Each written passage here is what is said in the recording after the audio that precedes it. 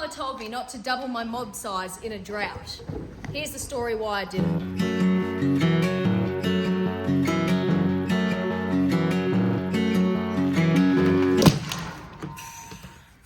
First, we've got to move the ewes from this paddock into the front paddock because we're starting to do some fire hazard prevention. Because if a fire came through here and this was all dead, we'd be cooked.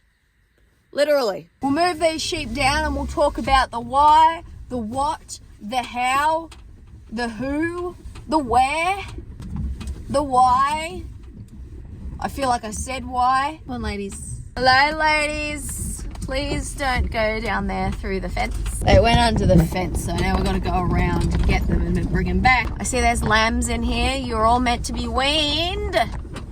And you're all meant to be crutched. What the fuck? Why you got shit all on your ass? Just strolling on through the fence. So what am I getting? Because we haven't got them yet. 25 more Australian white ewe lambs. They were born this year. Again, they're from Taddy Keel. I've got people coming to get rams on Saturday. So Liam's going to go up to one of Taddy Keel's farms that are a bit closer to us. Why Australian whites, you might ask? Because they fucking worked. I'm very pleased with how they went last year. Looking at them and then looking at, like, you know, your neighbour area, I'm pretty pleased with how they've gone. The problem is when you're watching my content, you're comparing them to Primelines. You know, they grow fast. You can't fucking deny the Primelines grow fast. In optimal conditions, you can get a Primeline lamb from birth to, you know, 60, 70 kilos in 5 months. That's what we did. Some of you guys are eating them. But again, the Primelines have wool. You've got to share, you've got to crutch, you've got to chase flies. We don't want to be doing that. The Australian whites work, why change it?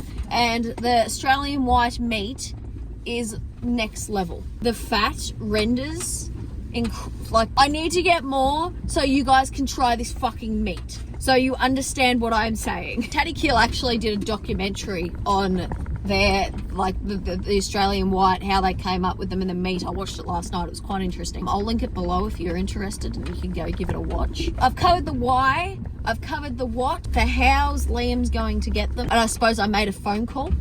I don't know. Magic. Ooh. Burn me at the stake. Don't burn your steaks.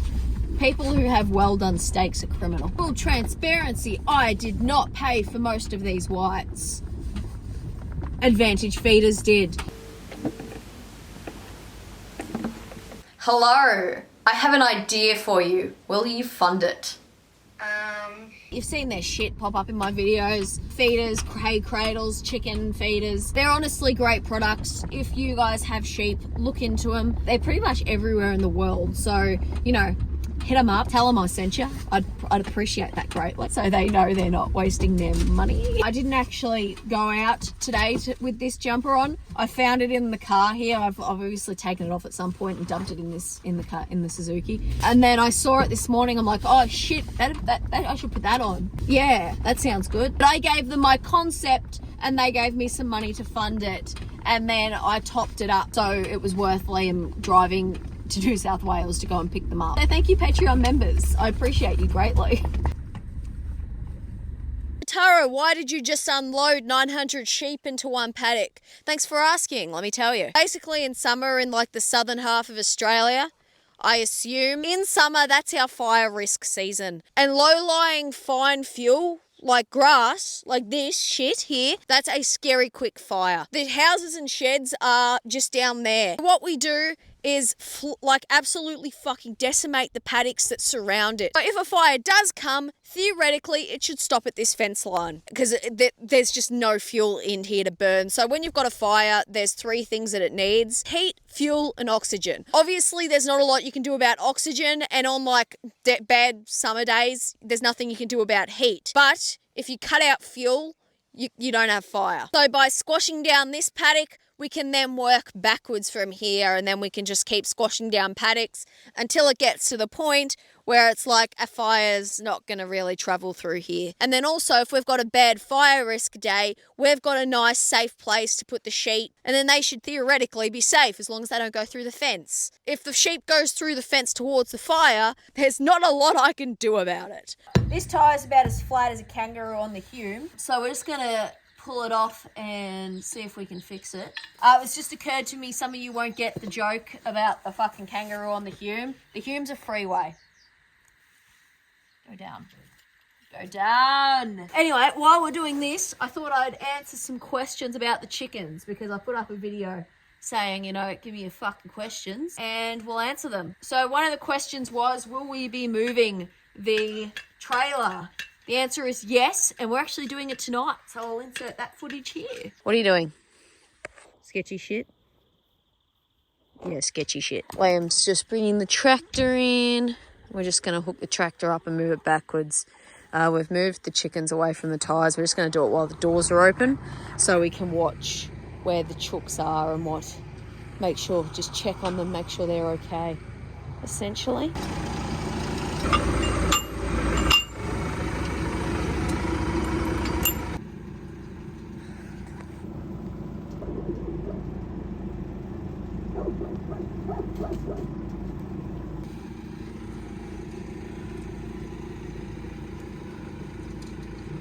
We are all good little ladies. Why do we need to sit on top of each other?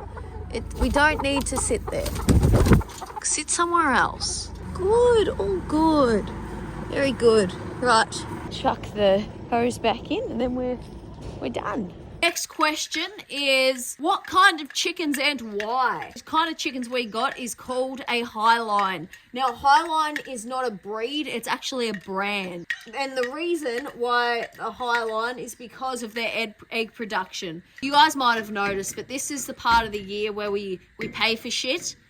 And then the other half of the year is where we pay for our sins for buying that shit. You normally buy lambs around this time of year and then you lamb the other half of the year. I'm hoping I can get it off with that because it doesn't seem to want to be going any higher. And when I come and put it back on, I'll bring another jack and shove it underneath. If some dumb fuck wouldn't run over sticks, we wouldn't have to be here. Where's the hole? Pumped it up. We will see. Great little tool to have. It's heaps easier than fucking carrying around an air compressor. It's not going to be great for like your headers in tractors, but we have gone a bit off the fucking path. I'm moving these lambs because they're not growing very well. They're going down the lane into one of the paddocks that have sprung up with some fresh feed. What the plan is currently is they're tipping another dry... Oh, don't do that. Why? 7 and 6 year old ewes. They need to be pulled out. We're going to put a ram in with them early and then hopefully we'll be able to get a lamb out of them in April. Then we've got some wiggle room depending on what the year brings us. Trying to do a very controlled exit of the paddock, but we just fucking start running and take off and in the wrong direction, funny enough. Could you imagine? But the goal at the moment, what I'm trying to do is just get them out of the fucking paddock. We got in front of them and the gate's shut. So now, as long as we keep going this way, the next problem is worrying that they turn in at the right spot and not going out on the road. Bim. Bim's very good at just keeping them controlled and contained, whereas Typo is going to just stir them up. Typo's more of a pusher, whereas Bim's a stroller. She's very good like that. She won't just make them run, she'll kind of just stop when she needs to and not see how she's not just pushing, whereas Typo would be running after them and still pushing while they're running. Got to do a 10-month assessment. I think we're 2 weeks behind, but I'll do it now quickly. The first one's go through the gate and wait to be sent. Sit down, wait. Go round.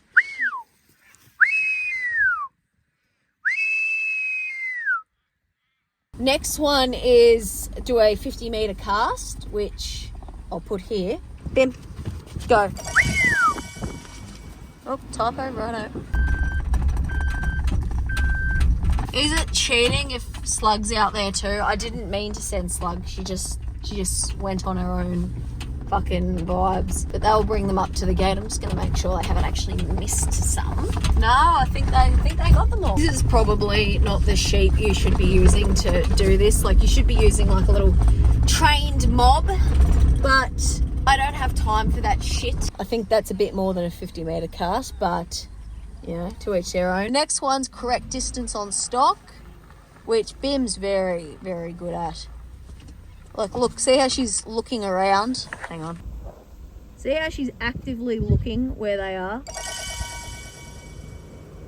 and staying behind them. Very good, very pleased. The next one is moved with fucking Flo and whatever the fuck. Like, she's doing that right now. Look at this shit. It's an 11-month-old dog moving lambs, which is like the hardest shit to possibly move, by herself. Like, she's not stressing them out. They're not running. Well, now they are. They seem, you know, they're not booking it. They're not just fucking flying. Whereas she's just keeping them controlled, keeping them contained. There you go. She's completed a 10-month assessment. I don't know what I'm going to do for the 12-month assessment. Like, this is as hard as it fucking gets, is what she's doing right now. Crawling along. They seem to be a lot more contained now, so they're walking a lot better. Comments. The trailer is on. We've got an hour and 20 minutes until the first person collecting gets here, and then the second one's coming an hour after the first one. Hopefully the rams want to play ball. Skickety skinks, because they're the skinks, not the skanks, so they can't be the skickety skanks. The ewe lambs will be skanks. I suppose they're the skickety skinky skanks. Skinks. It'll be interesting to see what they weigh, because the feed they're on is garbage, pure garbage. Speaking of garbage, here's my rams. Their feed is worse than this. Tara, what's your strategy? Babe, if I knew, we would have done it last night. All right, boys. I need the two little ones in the trailer. Scroach is having a cuddle with his son. How magical. What a lovely daddy you are, Scroach. All right, to the trailer. Are they going to be good boys, or are they going to be No, they're going to be Typo here. Good girl. Come on, you four.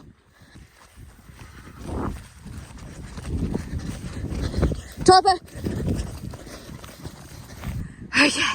We ran all around the paddock many times. Absolute dickheads. I don't know what the best strategy for this is going to be. I don't know if that recorded them jumping on, but they all jumped on. Play chestnut checkers, people. Next problem is getting Scroat and Captain off. I don't really know how to do that by myself. I guess she can sit here while I realise that I've made a mistake. Here you go, buddy. I know it sounds a bit weird, but I'd rather my leg get broken than Captain's. He's worth more.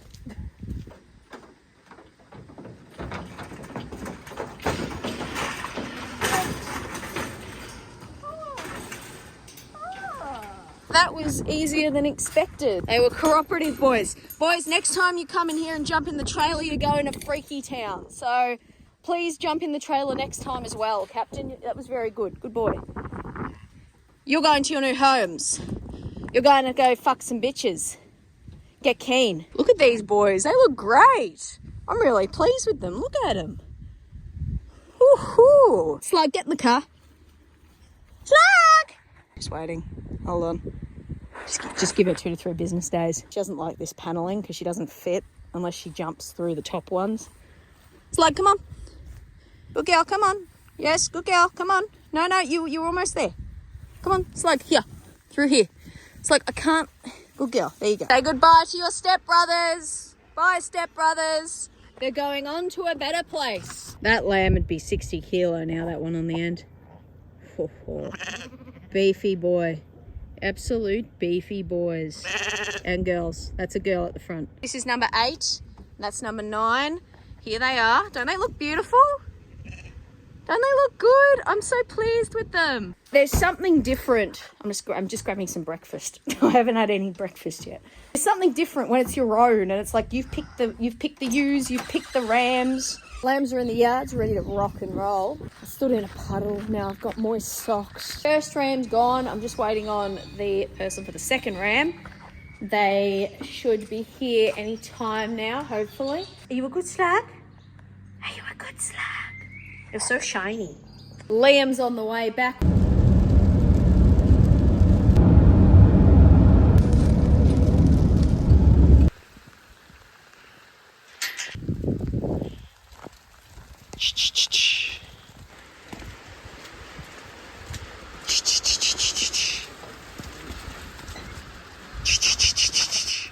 Go on. Go on.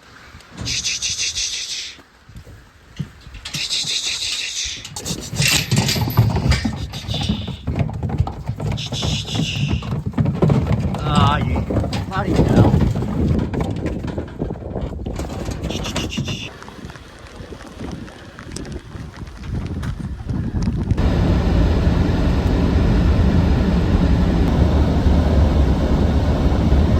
Little buddy, off you go. It's time for your home.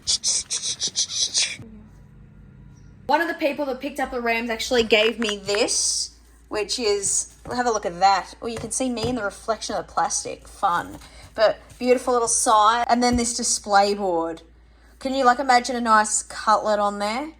Oh, bitch. That's delightful. Her niece actually just started an engraving business. It's called Cherished Memories. If you're interested in getting, something custom or something for Christmas, hit them up on Facebook. Found my belt.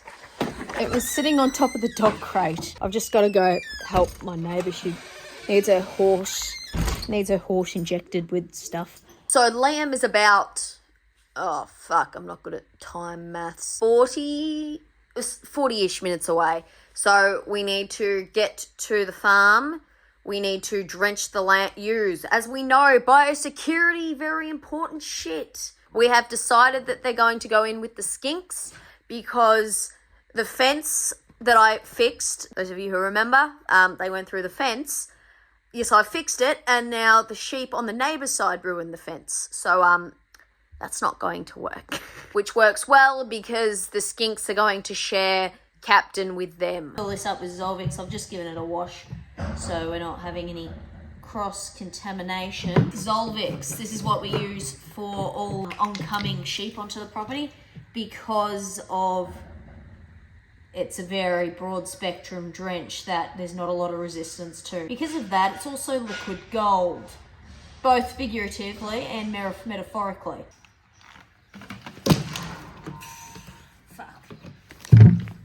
Now that we've fucking spilled all that shit, I think Liam's back. Hello, did you enjoy your drive? What? There they are!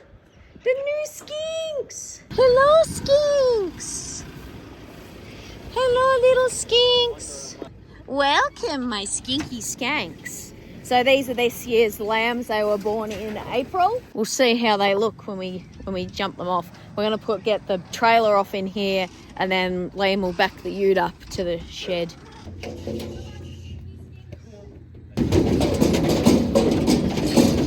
Now I think Taddy Keel put in an extra one. Liam said there's 26. Come on, skinkies. Their fucking tails. The long tails are so funny. Come on, skinky. Might have to get dogs, I think. Slug's already onto it. Typo, go behind. Good girl. Jesus Christ. They're fucking wild. One of your disadvantages of found with the Australian whites is because they don't need to be handled as much, they're more feral. So when they do need to be handled, they're harder to handle. Come on.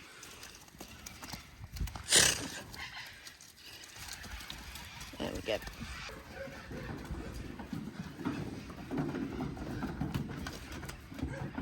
What is this? What is this? I know, it's very scary, very weird. Come on, little ladies. Yep, right behind the gate. Very good. Good work, ladies.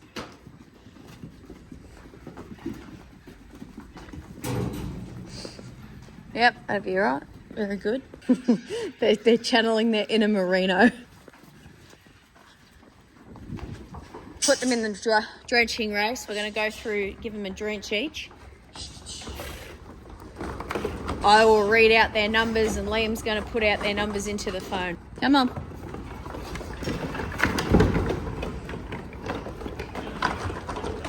Come on, dickhead.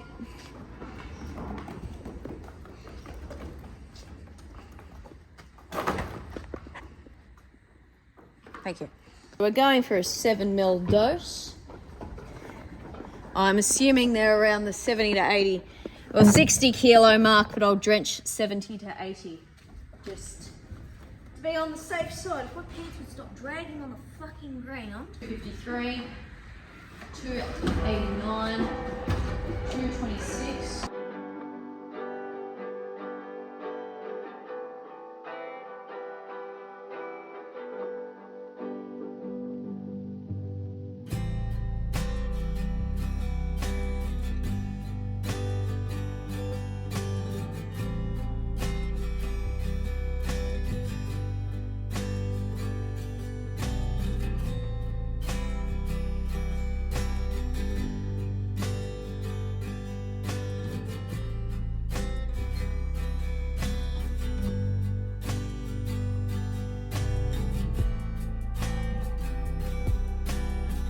We'll just chill here while Liam gets the gate.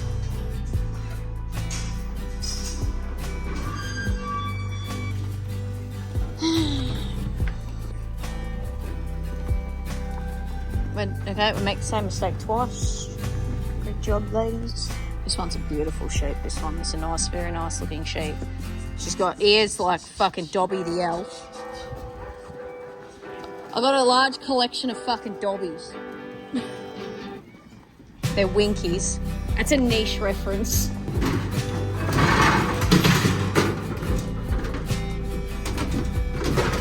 I don't know how to do this without sounding cringe as fuck. So if you don't want to see that, I suggest skip it. I'm going to make it short. I'm genuinely so grateful that people not only care enough about Australian agriculture, but give enough of a shit about me to come back and watch my videos every week. Thank you. I appreciate that greatly. Doing YouTube allows me to kind of get a leg up. With the additional money that I make from you guys watching the videos and commenting and sharing, Patreon and YouTube members, the merch and the lamb, and I think I'm making a little bit off Facebook now. But now I can afford to be able to do more and, you know, get brands on board like Advantage to be able to, you know, help me do more. Because the reality is, the farm's not going to make money this year because of how much it's cost to keep feeding the sheep for the last how many months? Fuck, almost 2 years we've fed the sheep for. So you guys supporting the shit that I do has actually really fucking helped. I got quite a few comments and messages from people in other countries that, you know, want to be able to buy meat directly from the farmer. Like, if there's ever any chance in the future I can export the meat. I encourage you to support the farmers around you. My story is not really that unique. Go for a drive and you look at any farm that you pass, I promise you they're gonna have a similar story to me. Sorry, we're just getting absolutely fucking pissed on. We want rain all fucking year, and as soon as we get down to, all right, well, it is what it is, let's harvest what we've got. No. This is when we're going to fucking destroy the little shit that you actually managed to grow. Liam's throwing back in all the escaped chooks. Looks like it's going very well for him.